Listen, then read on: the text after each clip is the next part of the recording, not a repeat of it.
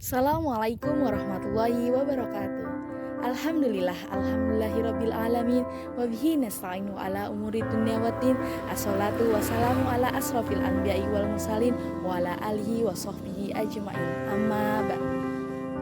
Pada sore hari yang sangat cerah ini, saya ingin membawakan atau menceritakan sebuah hikayah.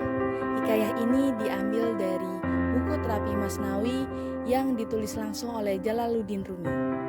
Pada hikayah kali ini, saya akan membahas sebuah pola pikir keliru yang berjudul dikenal, dipuji, dan dikagumi adalah hal yang penting. Kisah hikmah ini bertemakan tentang kebakaran. Terdapat satu kota yang mengalami kebakaran yang sangat besar. Bahkan sarang burung pun ikut terbakar. Masyarakat sekitar berbondong-bondong mengambil air untuk menyirami kebakaran tersebut. Tapi alhasil kebakaran tersebut semakin membesar. Masyarakat sekitar kemudian berlari menuju Khalifah Umar. Kemudian Khalifah Umar berkata, "Kebakaran ini tidak dapat dipadamkan oleh air, tetapi kebakaran ini akan hilang ketika sifat kekikiran kalian hilang atau dihapuskan." Kemudian masyarakat menentang atau membantah.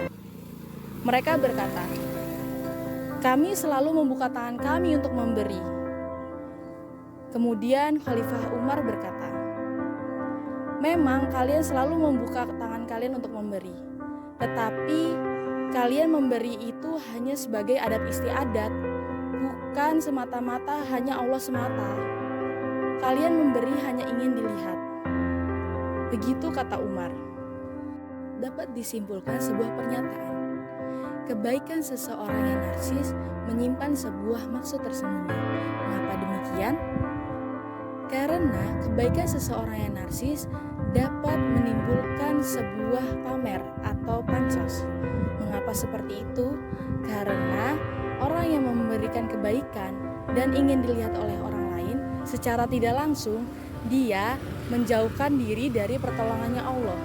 Sedangkan orang yang benar-benar tulus dalam melakukan kebaikan tanpa dilihat oleh orang lain atau semata-mata karena Allah Subhanahu wa taala, maka dia dengan secara tidak langsung mendekatkan diri untuk dibantu secara langsung oleh Allah Subhanahu wa taala.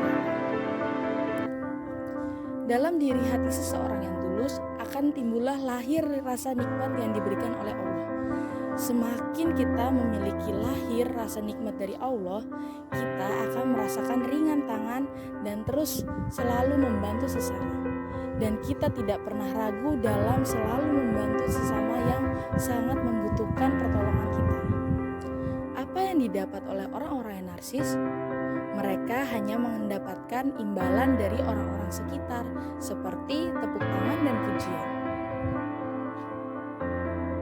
Dan apakah yang didapatkan oleh orang-orang yang dermawan? Mereka mendapat imbalan dari Allah Subhanahu wa taala, yaitu sebuah kenikmatan dalam hidupnya. Dan mereka selalu membuka tangan atau ringan tangan untuk membantu sesama mereka yang membutuhkan pertolongan.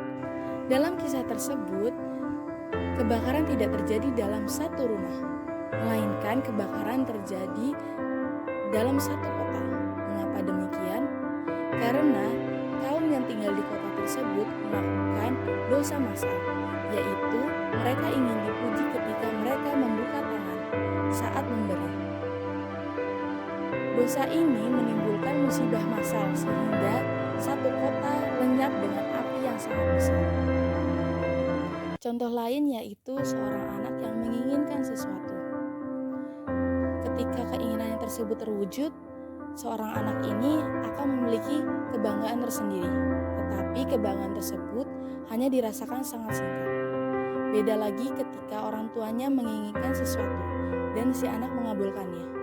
Kebahagiaan ini akan timbul sepanjang hidupnya, karena ini menimbulkan ketenangan hati kepada orang tuanya.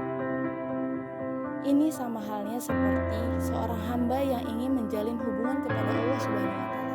Semakin dekat hubungan hamba dengan Allah, semakin juga pertolongan Allah kepada hambanya. Begitu pula sebaliknya, ketika hambanya jauh dari Allah, maka pertolongan Allah adalah jauh. Dipuji, dikenal, dan dikagumi adalah hal yang penting. Ini merupakan pola pikir yang keliru.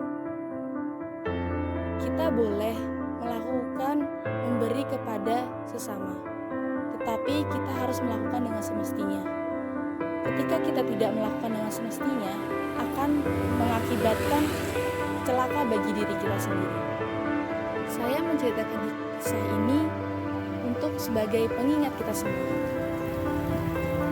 Memberi memang sesuatu hal yang baik, tetapi alangkah baiknya memberi itu tidak mengharapkan imbalan yang semestinya.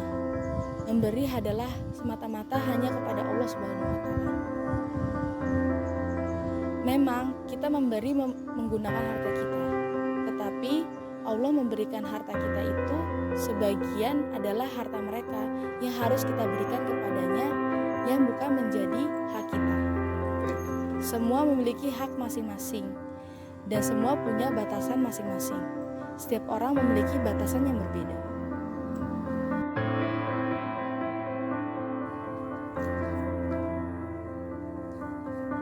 Penutup cerita hari ini yaitu kita harus saling tolong-menolong atau membantu orang lain yang membutuhkan, tidak mengharapkan imbalan yang diberikan kepada mereka oleh kita.